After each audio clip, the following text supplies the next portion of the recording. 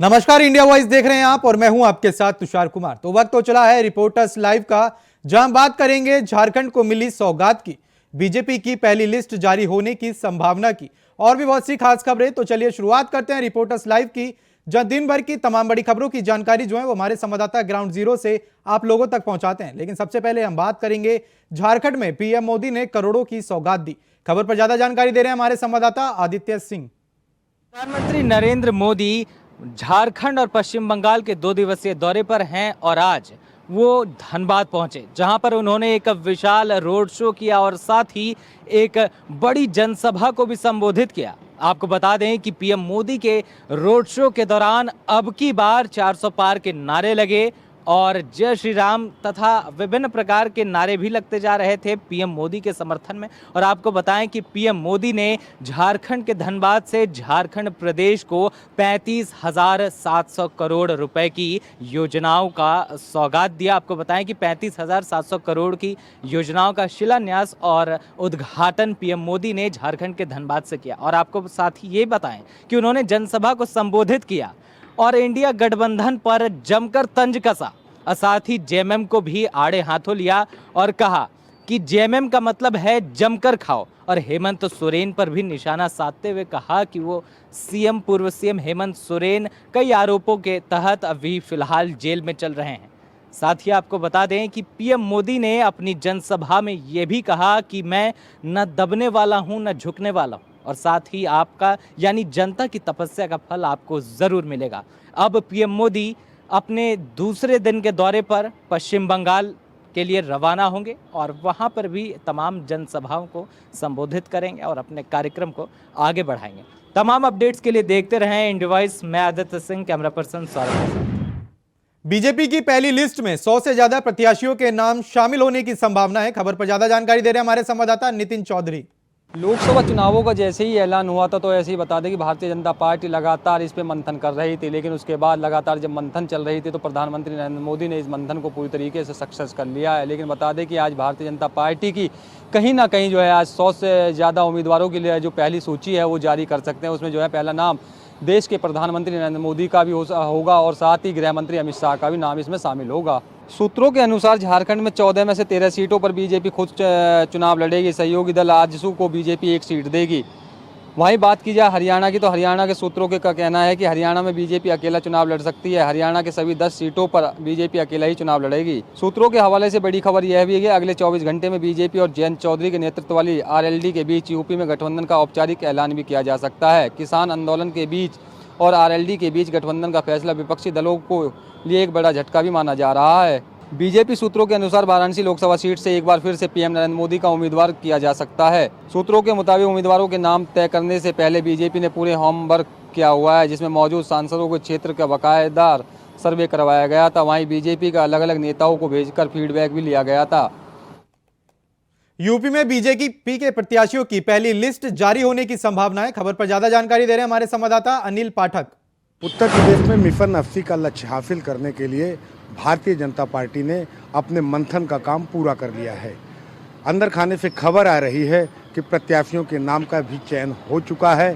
सहयोगी दलों के लिए 6 सीटें छोड़ी गई हैं, जिसमें अपना दल को 2 सीट, निषाद पार्टी को 1 सीट, सुहेल देव को 1 सीट और राष्ट्रीय लोक दल के लिए भी 2 सीटें छोड़ी गई हैं। बड़े चेहरों पर दांव लगाया गया है। वाराणसी से प्रधानमंत्री नरेंद्र मोदी, लखनऊ से राजनाथ सिंह और अमेठी से स्मृति ईरानी चुनाव लड़ेंगी। इस बात की भी खबर आ रही है कि नए चेहरे बड़ी संख्या में मैदान पर उतारे जा सकते हैं।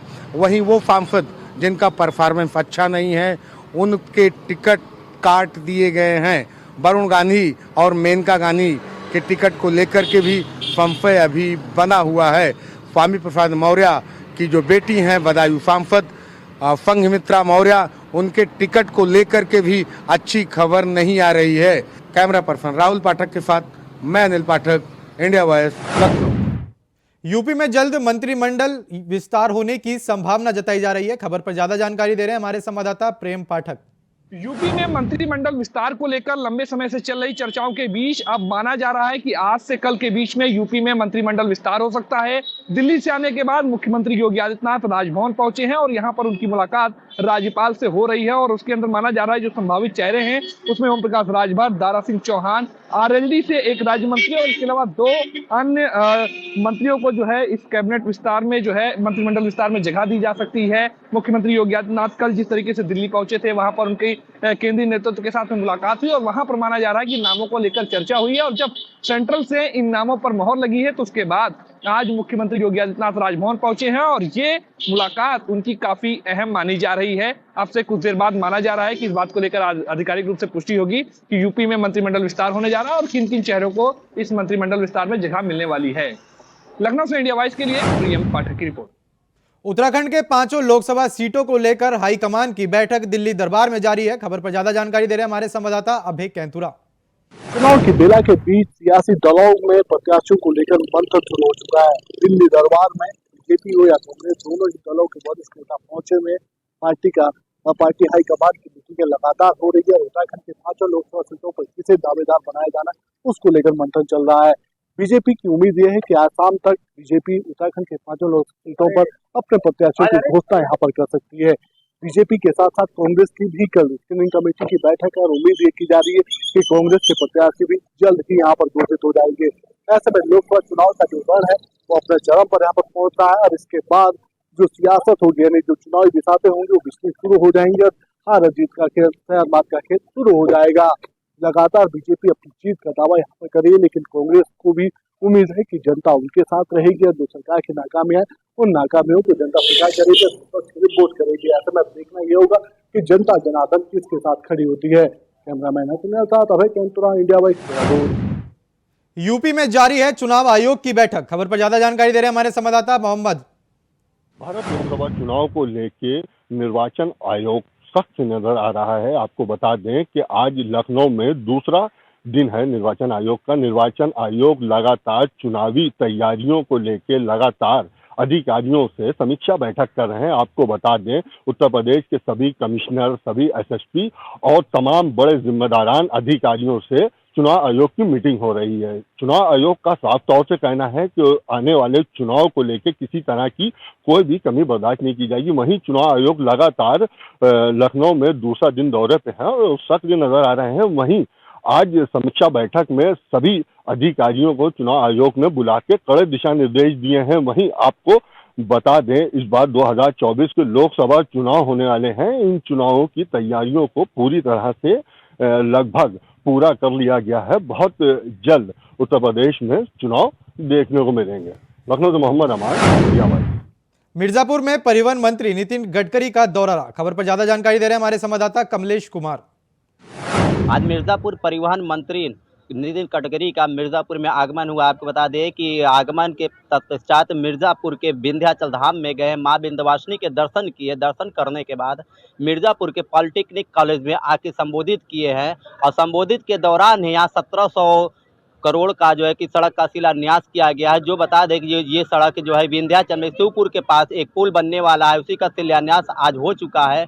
उनका कहना है कि 2026 तक ये पुल का पूरा काम हो जाएगा। आपको बता दें कि पूरे मिर्जापुर के अंदर 5 लाख करोड़ रुपए का जो कि बजट पास किया जा रहा है। हालांकि जितने भी हाईवे यहाँ पे बन रहे हैं उन सब को भी बनाया जा रहा है। और आपको बता दें अयोध्या के लिए भी एक ऐसा राज्य मार्ग तैयार किया जाए। मिर्जापुर के माँ विंध्यवासिनी दर्शन करने के बाद सीधे अयोध्या जाएंगे, वहाँ के दर्शन करेंगे। इसी तरह से जो है कि 500 करोड़ रुपए का जो है कि पूरे लागत तैयार की जा रही है। आपको बता दें कि यहाँ पर सैकड़ों की संख्या में लोग इनके संबोधित को सुनने के लिए गाँव से भी लोग आए, शहर से भी लोग आए हैं। हमारे सहयोगी शिवम के साथ कमलेश कुमार। जौनपुर में पहुंचे केंद्रीय मंत्री नितिन गडकरी। क्या कुछ रहा खास, बता रहे हैं हमारे संवाददाता विवेक कुमार। जौनपुर पहुंचे मोदी सरकार के केंद्रीय मंत्री नितिन गडकरी ने एक जनसभा को संबोधित किया। वहीं मुंबई के तर्ज पर जौनपुर का विकास करने की बात कही। और नितिन गडकरी ने जो है 10,000 करोड़ परियोजनाओं का शिलान्यास किया है। तस्वीरों में आप देख सकते हैं इस वक्त हम मौजूद हैं जौनपुर के बीआरपी कॉलेज के मैदान में। वही जो है मंच है, इसी मंच से जो है केंद्रीय सड़क परिवहन राजमार्ग मंत्री नितिन गडकरी ने एक जनसभा को संबोधित करते हुए जौनपुर वासियों को सौगात दिया है। उनके साथ जो है उत्तर प्रदेश के परिवहन मंत्री दयाशंकर सिंह और राज्य मंत्री गिरीश चंद्र यादव समेत तमाम जौनपुर के विधायक सांसद मौजूद रहे। जौनपुर से विवेक कुमार, इंडिया वॉइस। लखनऊ में सपा सुप्रीमो अखिलेश यादव ने बुलाई युवा फ्रेटल की बैठक। खबर पर ज्यादा जानकारी दे रहे हैं हमारे संवाददाता आसिफ बैंक। लोकसभा चुनाव को देखते हुए समाजवादी पार्टी में बैठकों का दौर जारी है। आज सपा सुप्रीमो अखिलेश यादव ने युवा फ्रंटलों के सभी पदाधिकारियों के साथ बैठक किया। बैठक के बाद सपा सुप्रीमो अखिलेश यादव ने बीजेपी पर जमकर हमला भी बोला। वहीं सपा सुप्रीमो को विधायकों के बीजेपी खेमे में चले जाने के बाद दर्द भी छलका और बीजेपी पर उन्होंने विधायकों के जाने पर तंज भी कसा। कहा कि अब तो विधायकों को मंत्री बना ही दो।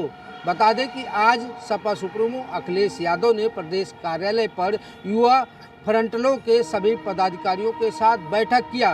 बैठक में उन्होंने कहा कि बीजेपी सरकार पूरी तरह से किसान विरोधी है। बेरोजगार युवा नौकरी के लिए लगातार भटक रहे हैं, बावजूद इसके सरकार इस पर कोई ध्यान नहीं दे रही है। किसानों के साथ सौतेला व्यवहार किया जा रहा है। ऐसा दिल्ली में जेएनयू के अंदर एक बार फिर से बवाल देखने को मिला। खबर पर ज्यादा जानकारी दे रहे हैं हमारे संवाददाता अजीत कुमार। भारत के प्रतिष्ठित संस्थानों में से एक जेएनयू जो अक्सर विवादों में बना रहता है, एक बार फिर से यही विश्वविद्यालय चर्चा का विषय बना हुआ है। जी हाँ, आपको बता दें कि जेएनयू में जल्द ही चुनाव होने वाले हैं और इसी को लेकर के एक बार फिर से यहाँ पर आरोप और प्रत्यारोप का जो दौर है वो शुरू हो चुका है। दरअसल बीते गुरुवार यानी कल रात को एक एजीएम की बैठक हुई जिसमें एबीवीपी और लेफ्ट के जो छात्र थे वो इस बैठक में मौजूद हुए। इस बैठक में आगामी चुनाव को लेकर के तमाम रणनीतियों पर चर्चा की गई और इसी दौरान दोनों गुटों में काफ़ी जो झड़प है वो हो गई। झड़प के बाद जहां एक और एबीवीपी और लेफ्ट पर आरोप लगाते हुए नजर आया तो वहीं लेफ्ट के छात्रों ने भी एबीवीपी पर आरोप लगाया। लेकिन इस झड़प में ये साफ तौर पर कहा जा सकता है कि जमकर बवाल हुआ, जहां एक दूसरे के ऊपर लाठी डंडों और साइकिल से भी मारपीट की गई, जिसके कई वीडियो भी वायरल हो रहे हैं।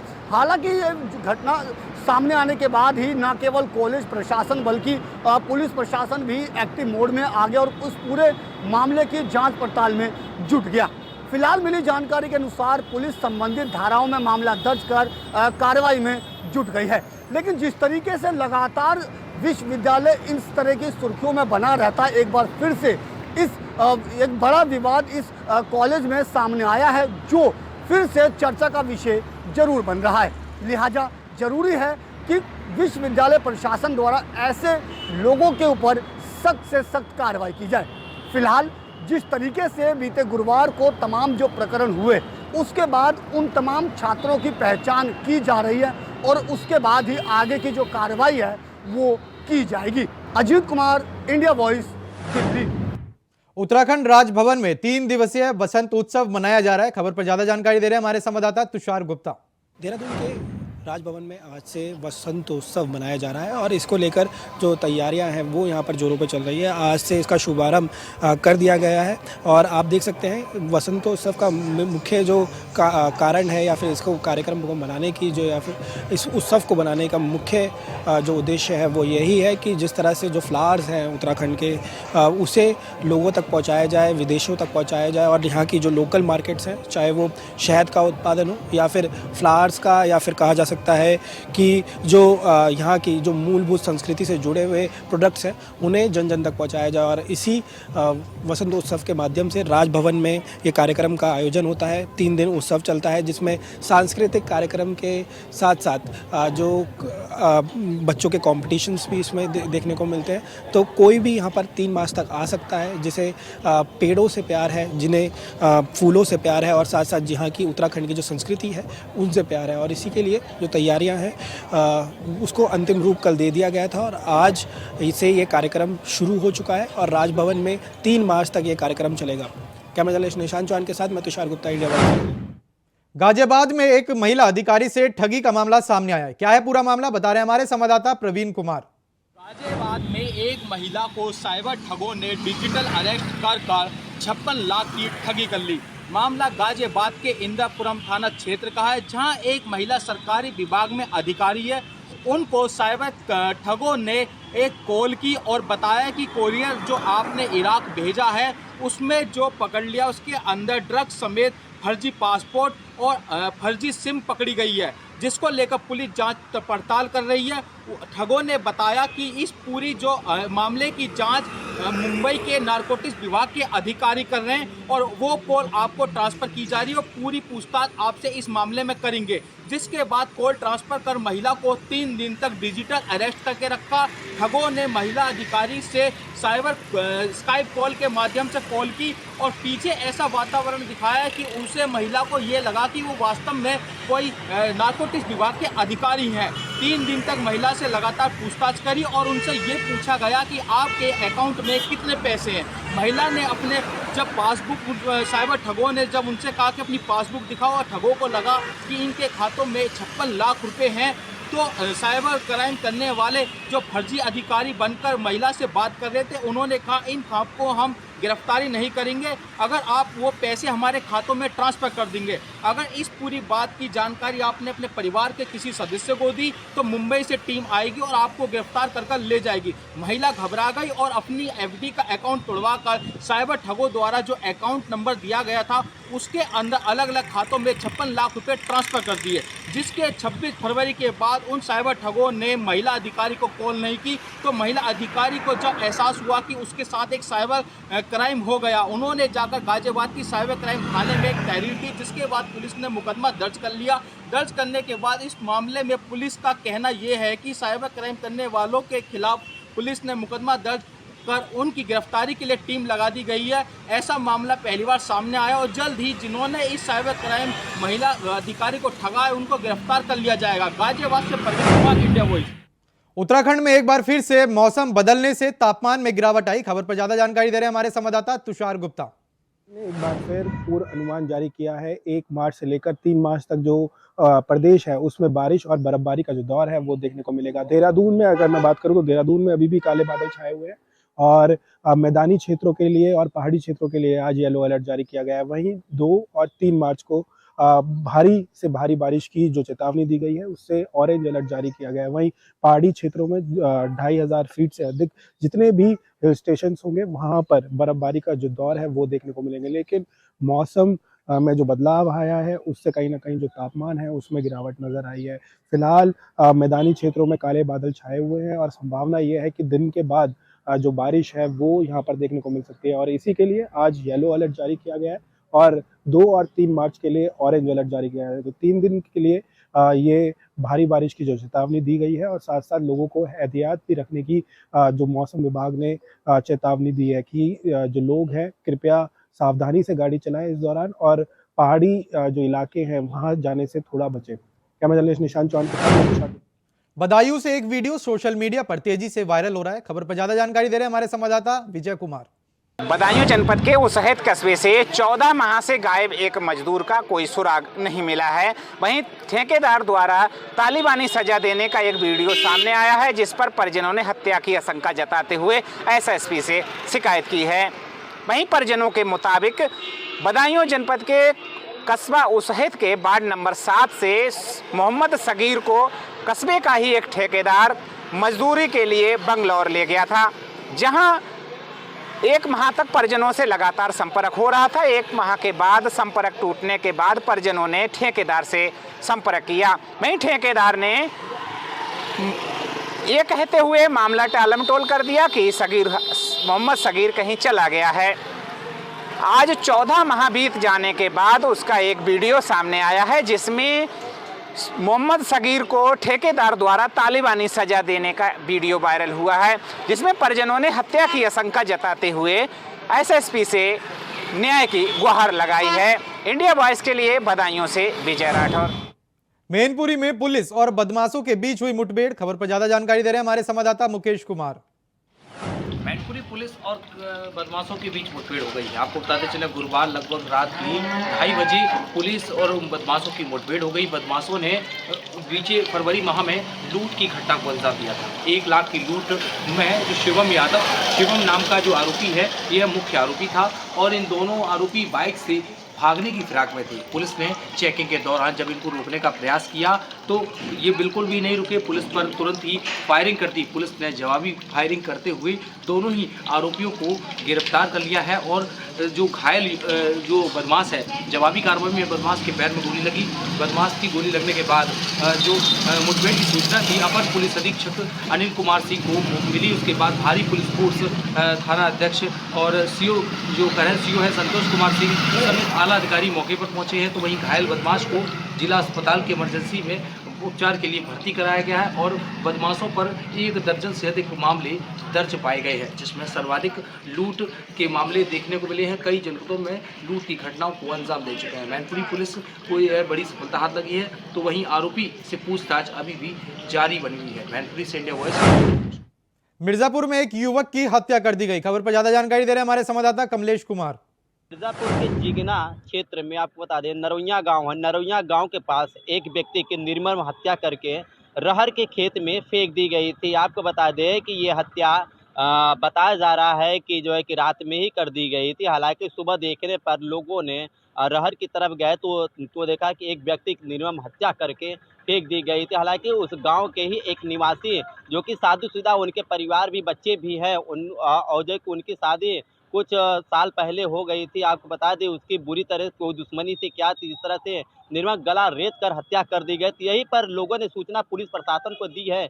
पुलिस प्रशासन मौके पर पहुंच कर जो कि जबरदस्ती जो है कि लोगों का आरोप, उनके परिवार का आरोप है कि जो कि जबरदस्ती जो है कि लाश को लेकर, जिनकी हत्या करी गई थी उनकी लाश को लेकर जबरन पुलिस लेके जा रही पोस्टमार्टम के लिए। हालांकि गांव के लोग, उनके परिवार के लोग आक्रोशित होकर लाश को जबरदस्ती फिर पुलिस से वापस लेकर जो सड़क पर रख कर जब विलाप करने लगे, रोने गाने लगे। हालांकि लोगों का कहना है कि हमारी मांगों को पूरी करें, क्योंकि जो दोषी हैं उनको जो सजा दिया जाए। पुलिस प्रशासन से कहना है कि वो जो है कि जो जिस तरह से हत्या की गई उस अपराधी को जो है कि जल्द से जल्द खोज कर उनको कड़ी से कड़ी सजा दे। हालांकि उनके माता का कहना है कि जो है कि हमारे बेटे की जो शादी हुई है, हमारी बहू की इतने पैसे हमने लगा कर शादी के, वो हमारी बेटी कहाँ जाएंगे। इस तरह से लोगों ने जो कि गुंडा माफिया लोग हैं जो कि इस तरह से हत्या को बढ़ावा दे रहे हैं। हमारे सहयोगी चम के साथ कमलेश भाई। फिलहाल के लिए रिपोर्टर्स लाइव में इतना ही। देश और दुनिया की तमाम बड़ी खबरों को जानने के लिए बने रहें इंडिया वॉइस के साथ। नमस्कार।